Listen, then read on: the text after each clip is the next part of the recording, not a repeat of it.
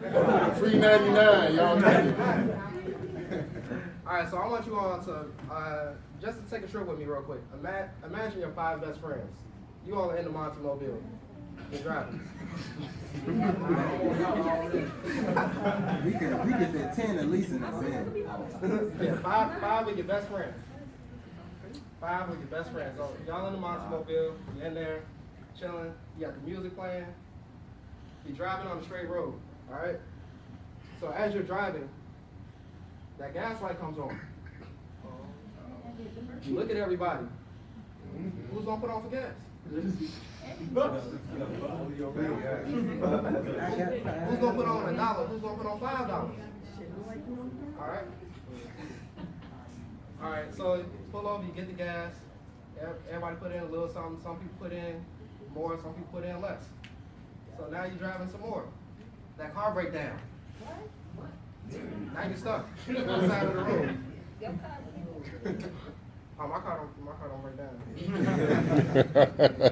But so it breaks down. So who's gonna call the insurance or AAA to come get you all help? Or who's gonna call their best friend to come pick them up and leave you all stranded? All right. So just evaluate your 5 friends. All right, because like we said before, like Rob said before, some people they next to you, but they be hating on you at the same time. All right? Haters Club. Haters Club. Please refrain from questions until the end. All right. All right, now we're going to get into the 4 C's. So, everybody knows what shape this is, right? It's an inverted pyramid. Top, you got the contacts, comrades, companions, and confidants, excuse me. The contacts are the people who you might meet walking down the street. They might be trying to holler at you, right? Or it might be the person who you asking for notes in the class. Everybody in your phone usually starts off as a contact. Then you have the comrades. Those people who you might text and say, you know, can I get the notes from you, or just anything that you need, and that's it. Then it goes towards companions. So those might be people who you might eat with and build a bridge of friendship. So you might tell them a little something about your past, just so you guys can relate, kind of break the barrier amongst you. Then you have the confidants. Those are the people usually who are the people who form who you are. So that might be your mom, your dad, your best friend. Whoever is the closest to you usually is your confidant, right? And so just by looking at this, if you were to take off contacts, what shape would you have? Now, if you were to take off confidants, what shape would you have? You see? Your confidants are the people who shape who you are. Without your confidants, you have a whole different shape. Yeah, Rob. You have a whole different That's shape. our son. Okay, excuse me, I'm sorry. Let me just take a second from now. My parents are here. I'm really, my father. This is actually one of my mentors, my mom, my little sister.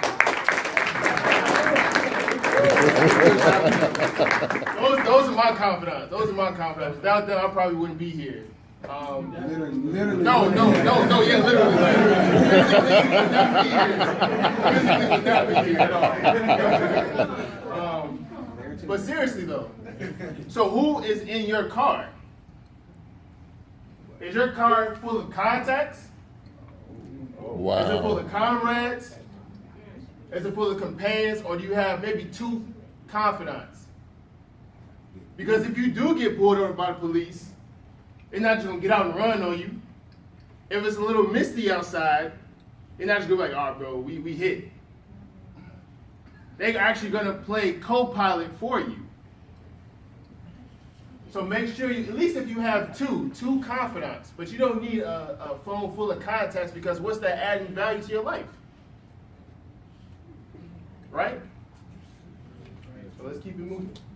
Understand who's in your car. So now I'm going to ask you, based on the definition that you've been portrayed, who are you? Do you see yourself as a hero? Are you somebody's sidekick? Are you a mentor? Who are you in your own story?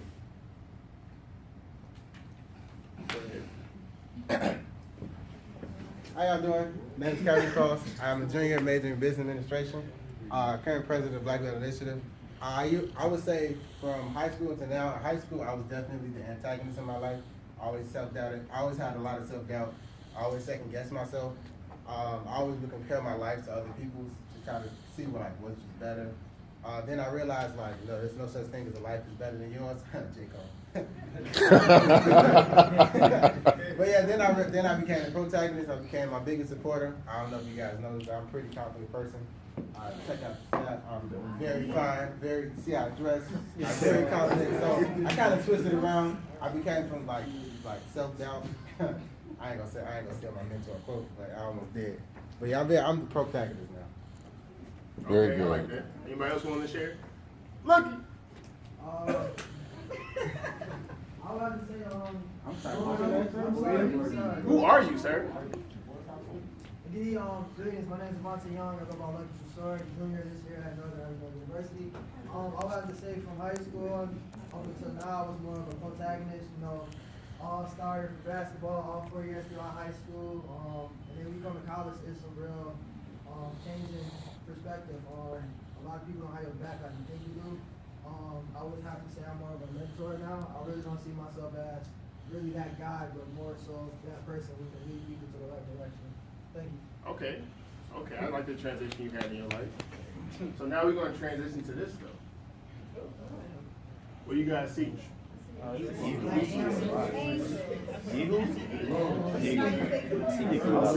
United States of America. I see an eagle.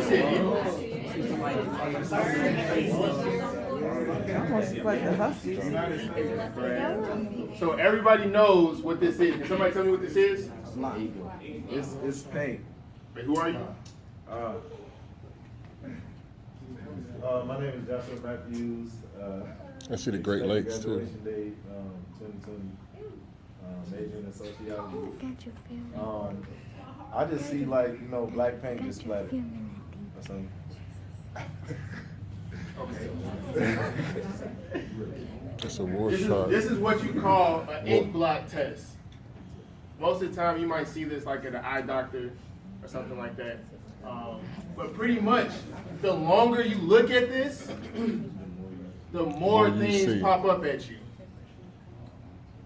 So you ever had a situation where you like look at somebody just at a glance, you think they're something that they're not?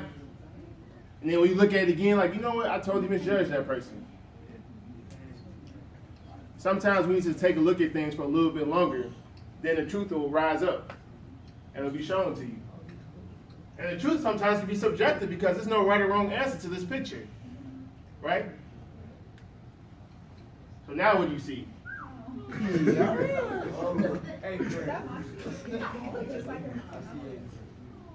That's you, Monty? I'm sorry.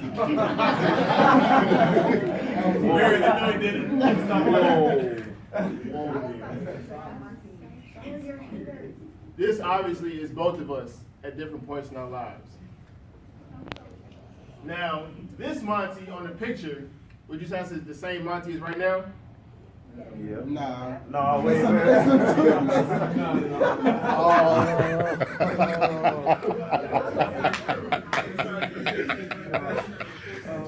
sorry. Wait, hold on, y'all. Keep it down. We gotta. He looks just as happy and like encouraging as he is today. Like Monty always had such a nice spirit, and I feel like that was who he was as a child from this picture. Okay, I like that. But given what I just said about the ink blot test, how long have you looked at Monty? Oops, sorry. What you mean? The longer you look at the ink blot test, the more things popped out at you. Right. Well, I mean, he's obviously smart, like physically he's Yeah. changed, but I think like who he is, like in his heart, it looks like the same person. He's a little bit ugly. I ain't gonna lie to you. My bad, Monty. I know we caught this now, no, I'm just kidding. But a lot of times it's based on perception. It's me again. So a little background story about this. This was taken May 8th in 2010. I was in 8th grade. It was at our luncheon. I was voted cutest boy I still know how I got that. I ain't gonna lie to you, I don't think I deserve it. And then I got voted most confused. Right?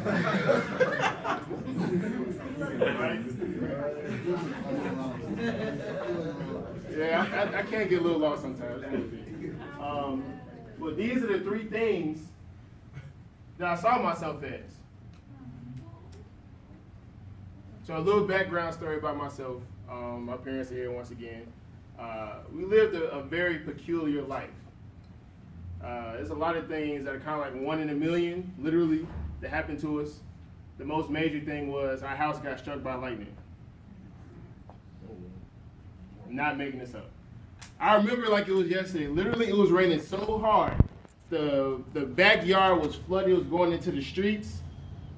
I was watching Sister, and I was asking my parents. Yeah, I remember the episode. So they were in the mall buying something, trying to get away from their mom or something. But there were voices. There were voices saying, "Get out! Get out! Get out!" And I remember going to the window, opening up. What? Your house is on fire! Your house is on fire! I go running to my parents. Mom, Dad, the house is on fire. You know, they get up. What are you talking about? They come to the window. They see the whole neighborhood has crowded around our house. Next thing we know, we packing up. We had a cat. You know what we did to the cat? We put the cat in a pillowcase. Threw it over our shoulder and went over. I mean, it's kind of messed up. I mean, we didn't want the cat to die, so it was like, you kind of got to take the L.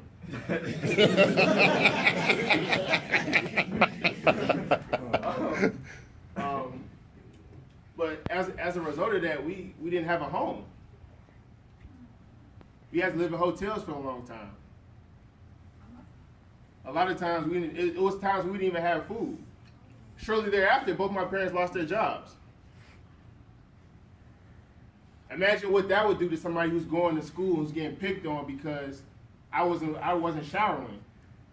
My hair wasn't cut. My mom and dad didn't really have a lot of money. Imagine the perception I had of myself. People just looked at me at a quick glance, but they didn't see what was inside of me. I didn't understand. I was asking myself, why am I going through this? Why me? Why don't people like me? And I understood that maybe this life just isn't for me. Maybe I actually thought about suicide. So much so, I tried to go through with it. Now, granted, I was a little kid. I got a peppermint, right? Got the peppermint, put it in my mouth, and went to sleep, hoping that I wouldn't wake up. 20 years later, I'm here. Okay. But given that, it helped me gain perspective. So that's a really fancy definition, but basically means how you see yourself. So how I saw myself during that time, it changed because life makes you change. We named this presentation Life, Camera, Action because we ourselves are in the movie. We are the writers, the directors, the editors. Maybe sometimes we're somebody else's supporting cast. But any movie has to have perspective. So in my case, in my movie, I saw myself as just this really weak, meek boy. But as I grew up, I remember my father telling me, keep going. They don't understand what you're looking at. They don't understand that even though you're different, that's not a bad thing. There's greatness within inside of you. Just like it's greatness inside all of y'all. So how do you see yourself? Do you see yourself as a villain still? Do you see yourself as a hero?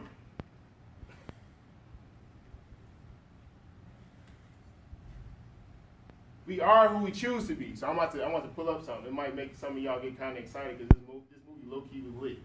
Let me see if y'all gonna This movie gotta be lit.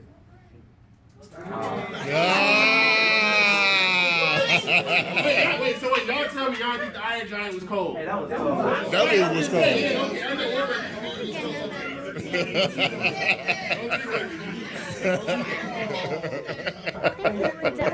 robot and the little kid come running and So can somebody tell me what the Iron Giant was about? I remember that. I gotta do this one. Of course. Hello, my name is what's that? Name Kali. I'm a medical laboratory science major. My expected graduation date is May of 2018. The Iron Giant, which is one of the classics, if some of y'all don't know about. It's about a movie with this robot. I don't remember who built him, but he's discovered by this kid who's like, maybe like 9 or 10. And he basically becomes like really best friends with the robot. Of course, the robot isn't just a simple robot. He got some like dangerous weapons in him as well. And when the United States finds out about him, they trying to get rid of him because they think he's dangerous, but he's actually no harm at all. And it's kind of like the whole best friend, like little kid, best friends with a dangerous weapon, but he's really good. Pretty much. The Iron Giant was a mechanical robot who came to Earth and didn't know his purpose. He didn't know what his perspective was. Then along came this little boy called Hogarth. Hogarth himself didn't know what his perspective on life was. He just knew that he was destined for something that was different. Within the Iron Giant, he didn't understand who he was or what he was meant to do. He didn't understand that he had the power to destroy, and he also had the power to save lives and salvage dreams. Come on.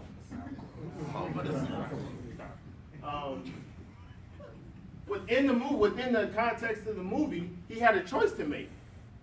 He had a choice to make the decision either he was going to be the protagonist or he's going to be antagonist, whether he was going to be the hero or the villain. Some of us have that choice right now. Some of us are in that choice right now where they're trying to decide whether they want to be petty or not. Whether they want to be the villain of their story or somebody else's story because they're not happy within themselves. So I'm gonna throw out a question. Who here takes pictures on Snapchat? Okay. Now who here, when you take pictures on Snapchat, who here changes the scenery because it doesn't have good lighting? Now, can somebody tell me why you do that? I was just gonna say that. You gotta be like, my full face needs to be like shown. that's the best thing. Because I want to illuminate my melanin. Okay, melanin popping. Okay, melanin popping. Now, I asked you that question because sometimes all we need is a change of lighting. Sometimes all we need to do is change the lighting that we see ourselves. Because y'all ever been to a party where you meet somebody in the dark and you get in the light, it's like, ooh. No, I was actually my twin brother he was talking to, low key. That wasn't me. Understand that once you change the lighting, you can change your perspective. But what if it isn't your perspective? So who here recognizes this movie? Nobody? Okay. This movie is played by Will Ferrell, who otherwise is known as playing in roles like Step Brothers or Old School, Anchorman, more comedic roles. In this movie, he actually plays a serious role by the name of Harold Crick. Harold Crick wakes up in a very monotonous way. He wakes up, brushes his teeth in the same way, combs his hair in the same way, sets his watch to the same time every day, very monotonous. Until one day he wakes up and he hears a voice who's actually narrating his life. And I don't know about y'all, but if I was to hear somebody narrating my life when I wake up, I'd be pretty curious. So he goes on a journey to find out who's narrating his life. He finds out that his life is actually a part of a story. That this story actually will tell the death of him. So he has to face his own mortality. And by doing so, he had to change his perspective. He started doing things different. He started to live more spontaneously. He started to do things for other people because he understood that my time on this earth is limited. Some of us in here right now are letting other people write our story. Some people right now aren't their own authors of what they call their life. So what you have to do, you have to break the perspective. Break their perspective. That was my favorite part, low-key. So who here knows Eric Thomas? All right, so can 3 people tell me their favorite Eric Thomas quote? All right, you go ahead, Marcus. Marcus Smith, sophomore, medical laboratory science major. Target graduation date is 2020. My favorite Eric Thomas quote would have to be, when you want to succeed as bad as you want to breathe, then you'll be successful. That's right. Oh, it's right there. That's cool. It's your favorite. Can I get to it? Go ahead in the back. Kristen Johnson, formerly special education major with behavior disorder, and a minor in extreme leadership and civic engagement. My favorite ET quote would have to be the one where he say, that cell phone ain't bring you nothing but a bill. Repeat that? The cell phone is bringing you nothing but a bill. That's Meaning right. Your cell phone is a distraction. I get one more. Okay. Ironically, Marcus brung up when you want to succeed as bad as you want to breathe, then you'll be successful. Does anybody know the backstory behind that quote? Who he was talking to? He was actually talking to a group of students at Michigan State University who was on their last leg. They didn't have any other options. They didn't have a BMI to come and save them. They didn't have a Ebony Women. They didn't have a BSU. Literally what he did was he gave them his perspective. Sometimes people within this room, we want to be selfish with our stories and what we've been through. But just by this quote alone, somebody in this very room, life was changed by that quote. And it's simple. It doesn't have to be anything extravagant, but if you're willing to share who you are and what you've been through, you can literally change the world. Being able to relate to people.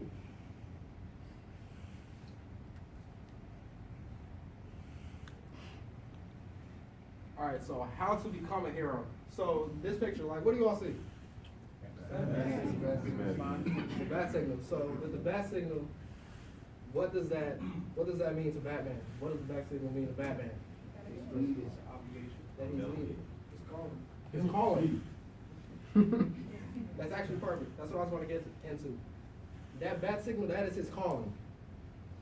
That is Gotham letting Batman know, hey, we need you right now. We need your help. And Batman sacrifices his time, his effort, his body, his energy to go help out Gotham City, go help out the world, to save them. So we all have to recognize our calling. How many of y'all listen to Kanye West? Faithfully? All right, Kanye is one of my favorite artists. So, Ultralight Beam, who's heard that song? I saw the look on Reggie's face. Reggie's like, you know I heard that song. All right, but the song Ultralight Beam, the beam comes from the Bible. When Paul the Apostle was going to persecute Christians, he was on his way there. And on his way, he was blinded by a beam from heaven. He was blinded for 3 days. And after those 3 days, he dedicated his life to serving the Lord. He wrote a lot of the books in the Bible. But Kanye West, he took that and he said, you know, this ultralight beam, that beam is my purpose. He said, God has put me in the right spot. I'm where I want to be. I'm where I am needed. So we have to recognize that calling. And once we get that calling, we have to go with it. We have to go where we're needed. And then I'll touch on some more. Understand that whenever you have your calling, it comes with sacrifice. It's things that you're going to have to be willing to sacrifice in order for the greater good of humanity to be saved. Now that might sound kind of like reaching, but it's really not, if you think about it. So, for example, Colin Kaepernick. Who knows what's happening with Colin Kaepernick? Can somebody tell me the controversy that's happening with Colin Kaepernick right now? It's your floor. Colin Kaepernick is a football player for the San Francisco 49ers, and he's decided this season to kneel in protest during the national anthem because he feels that America is not adequately supplying justice for black communities, and that's his way of protesting. Colin Kaepernick found his purpose. He found his calling just by taking a stance, or kneeling rather. Just by doing that, he started a whole domino effect across the nation. Now everybody is talking. He literally knows that it's people coming after him for his life. But he understands that for the greater good of the black community, he must do so. Because at the end of the day, it's not about him. It's about us.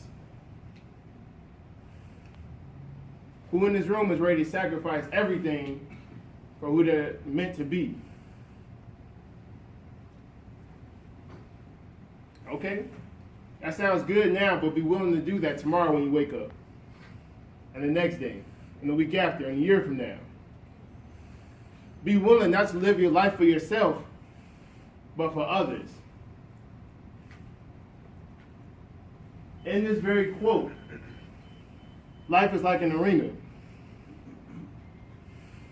You could be in the stands fighting for something, or you could be the person who's in the stands just watching. Either way, you're gonna die. So why not die fighting for something that's right? Why not be willing to risk everything for the person next to you? I'm gonna ask y'all to do something that might sound a little crazy. Everybody look at their hand. Palm up. So, everybody look at their hand and look at the hand next to you. Do they look the same? Now everybody look at y'all thumb. Everybody got the same thumbprint? I don't think me and you got the same thumbprint. Understand that y'all have a specific genetic code that was given to y'all. Y'all have a specific movie that was given to y'all. Y'all have a specific life that was given to y'all. The reason it was given to you because genetically, you're the one who's strong enough to live it. Understand that everybody in this room has a purpose. Everybody in this room has something to live for. Everybody in this room has greatness within inside of them. But you have to be willing to tap into it and believe that it's there in order to exert it. Thank you all for coming out. My name is Robert Jones, once again, junior communications major with emphasis in media studies, minoring in black studies. This will be the end of the presentation.